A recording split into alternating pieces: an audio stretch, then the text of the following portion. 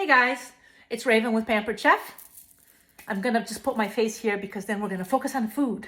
And today I wanted to show you guys, I'm about to take, these are two delicious turkey breast, and I'm going to cook them in my Pampered Chef rotisserie air fryer. I'm going to use the rotisserie mode for air fryer. And I am totally stealing the idea from my director who just did a video this week about it. And I absolutely loved it. And I think she did it with pork, and I am going to do it with turkey. So I'm going to try to do like a very easy turkey night dinner. And my husband really loves turkey and stuffing. So I'm going to make some stuffing. I'm going to rotisserie this turkey breast. And then the nice thing about it is, as it rotisseries, it's going to dump a bunch of like little juices and things here. I'm going to take that and I'm going to make a little bit of a gravy to go with it. So it'll be some dressing for the turkey itself. So really, really simple and easy. And this is basically slide it in and go. So Pampered Chef comes with this rotisserie option. This comes with your air fryer. And so I'm going to go ahead and put these on there. And I want to make sure that the breasts are really good in there. And there you go. This is the first side. And then I'm going to do this side. This is easier when you're doing like a whole pork loin or something like that, because then you don't have to worry about which side is going where. And you want to make sure when you put it in that it's kind of centered. Like right now it's not. Let me move it around a little bit. There you go. That it's kind of centered so that when it turns you don't run into a problem. So then you put the other side of it here, this little jammy thing here, and that's going to go facing this way because it's going to help to hold your meat in place. And really easy to just put it in there. And oops, it'd be nice if I unscrewed the thing first. Huh? Okay, there we go. And in it goes. Sorry, sometimes I struggle because I am not very coordinated. But there we go. We're going to go ahead and close this up. And so there's my turkey breast ready to go in the rotisserie. The only seasoning that I'm going to put on this thing basically is going to be the Pampered Chef rotisserie seasoning, because it should do the trick all by itself. So, and I'm going to be fairly generous with it. And by the way, guys, those of you who have seen my videos, I don't use gloves. I just wash my hands a lot. I don't like the feel of gloves in my hands. So I want to be able to touch and connect with the food I'm making. So here is all on this side, delicious. A little bit here in the middle. And this is one of my favorite seasonings. And you can use this for turkey. You can use it for chicken. You can use it for pork.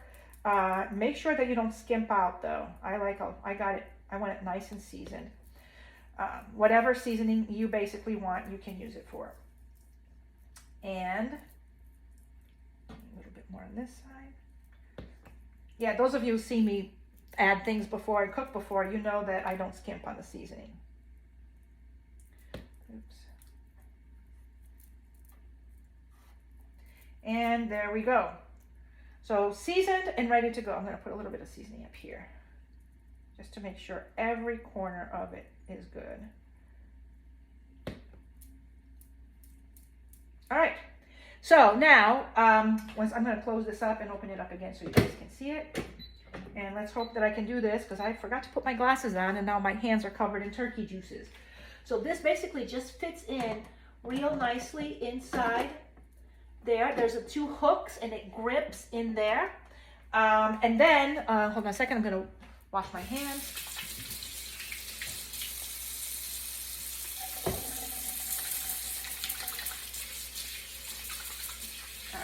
There we go. Put this here in the sink. And I'm going to bring this closer so you guys can see. And don't mind the mess in the back of my kitchen. So basically, it just basically goes in there just like that. And we are going to close. And Pampered Chef air fryer already has a setting for rotisserie. So I am just going to turn it to rotisserie. And each one of your things are going to come with a book. So this is where I got the setting from. The cooking guide is going to tell me exactly how many minutes I need. And in this case, I'm going to need about 50 minutes. So I'm going to choose that. And then see, this is going to flash. And I'm going to move that to 50 minutes, which is what I want. And I'm going to turn it on. And off it goes. And you can even, if you want to look at it, there's a light. And you can see in there that it's rotating. And it's basically going to rotisserie. In 50 minutes, it's going to be done. You want to let it rest for a little bit. And then while it's resting, I'm just going to go do stovetop stuffing because I'm not going to do anything fancy with that tonight. I'm going to make my stovetop and then I'll make the little sauce with the juices. Super easy. And if you guys are interested in getting one of these puppies this month, they are $100 off. And if you host a party, you can get it for under $80. So this is the month to do it. So if you have any questions, let me know. Post below. Bye. Hey guys, so it's Raven once again with Raven's Table, Pampered Chef. So this is part 2. Originally I wasn't going to do one. This is why the other video says, oh, just comment. But this is part 2 because I figured people were going to ask, how are you making that sauce with your drippings? So I wanted to show you guys right here, right now. See, I have some water going with this chicken bouillon. And I'm a Latina. So I'm a big fan of the Goya chicken bouillon. And the reason why I like that is because it has a lot less sodium than most of the other ones. And my husband does have some heart issues. So I'm always looking for low sodium alternatives. So that's the first thing. So I actually put 1 cup of water in there. And I'm adding the Goya for 2 cups because I like a lot of extra flavor. And then remember, this is the pan that all the drippings came out of. So I use this here. This is a Pampered Chef little scraper. And I went through and I scraped all of the drippings, the deliciousness that came out of that. And that is going to go right in there real quick so it can add into the flavor that I already have going on there. And I'm turning that up a little bit. So now we have that's going. The only other thing that I'm going to add to this, because all of those drippings are going to, even though it was an air fryer and they came out a little crusty, once they're in the water, they're going to really soften up and they're really going to kind of melt and give you the look that you're looking for. And if you look right now, it still looks a lot darker than it was before because it's taking in all of the energy from that. And then I'm going to add some fresh garlic because I'm also Italian and I put garlic in everything. And here we go. And also always use a nice knife on the back side of a knife. Now, one of the nice things I like about this garlic press is that you can either peel the garlic completely if you want to, or if you don't want to peel it, you can just continue to use the garlic as it is. And I always, when I'm doing this, I always take, like when you peel the garlic, you'll have garlic left over all around this, and I put it back in because I am wanting to use up every last inch. And even though I pulled a little bit back in, there it is. The rest of the garlic is there. So it's coming out. And then I'm going to look and see what other I have. And this looks actually pretty good. Let's see if I can get some more little garlic out of there. I'm not a big fan of wasting anything, so every last ounce of flavor I can get, and there we go, I got a little bit more out. So this is done, and I have it cooking on high because I want all of that to really meld really quickly into whatever it is that it's going to come out with. And normally, if you're making like a thick gravy, you would make a roux right now. So you would add butter, and you would add a little bit of flour. But I'm not really looking to do that. But I'm still going to add some butter and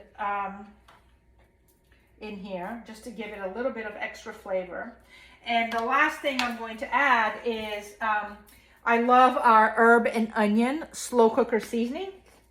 And as you may have thought, this actually works for a lot more than just slow cooker. So I'm going to open this side of it, and I'm going to add a little bit of this seasoning. Not a lot, but just a little bit to add some of that onion flavor in. And there we go.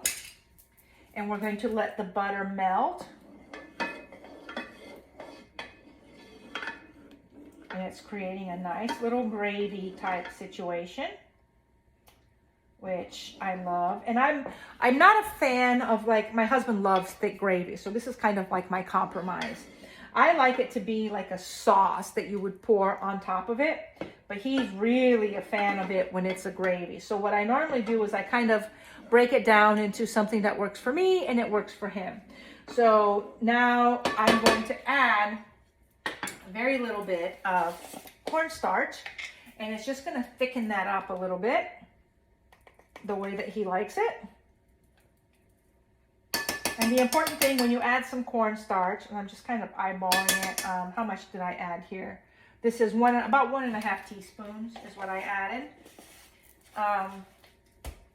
And then you want to keep an eye on it because you want to make sure that it's not going to clump or anything like that. So this is basically what I'm creating the sauce from. And if I'm feeling like really extra industrious, what I would do is I would chop half an onion really fine to put it in there and add to it. So the gravy would have all of these cute little bits of caramelized onion, and it would have a little bit of that caramelized, what do you call it, garlic. But today I'm not in the mood to doing all that. That's a lot of work. So today I'm just going to do a very simple, thicker gravy. And you just want everything to combine. And the key thing to doing this when you're creating something like this is to make sure that you taste it and then you adapt and change as needed. So I'm going to grab my little spoon and I'm going to taste it. And you can already see how the little pieces of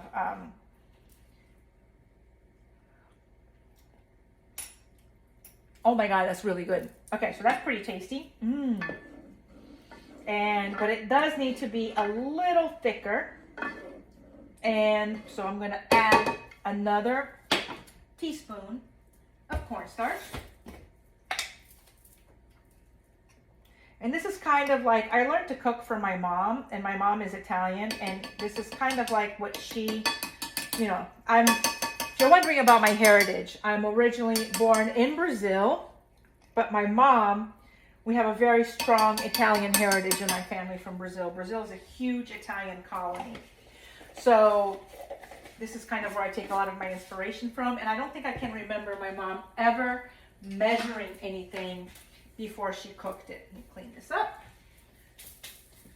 So now we're going to see if this is going to thicken up a little bit more. And I have a feeling I'm still going to need to add about another, ooh, it's starting to thicken. Okay, good.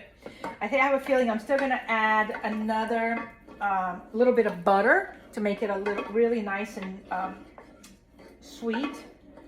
But I'm waiting to see what that looks like.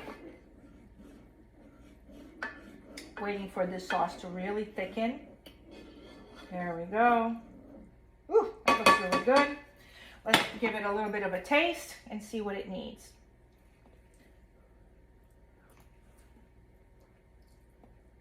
Oh my God, you guys, that tastes so good. All right, so I'm gonna add a little bit more butter, and I'm gonna add like about another tablespoon of butter, 1 pat. And that's gonna be it. That's gonna be my sauce for my turkey breast. And like I said before, this is not really a gravy per se, but it's not really a thin sauce, so it's kind of an in-between. And all you care about is flavor. So this is why I taste it as I go. And because we added the garlic, it is going to be a little bit, there's going to be some little bits in there, but that just kind of adds to the flavor of it. And I'm not going to include on this video how to make stovetop because I'm assuming that everybody can follow the directions to make that. So I just wanted to show you what it is that I'm doing to make this delicious little gravy. And let's see, all the butter is in there. Ooh, all the bits have dissolved. And now all I see floating in there is the little bits of garlic. And so let's try it one more time.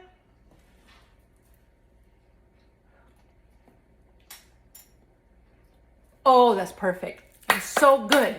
All right. And so I'm gonna let this reduce a little bit more because I want some of the water gone from it.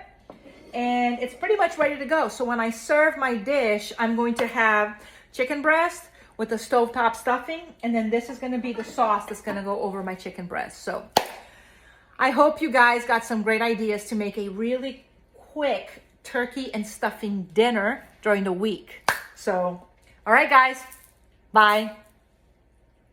And finally guys, here's my finished product. There's my stuffing, and this is my delicious turkey breast, which by the way has a really soft inside and super crispy on the outside, delicious.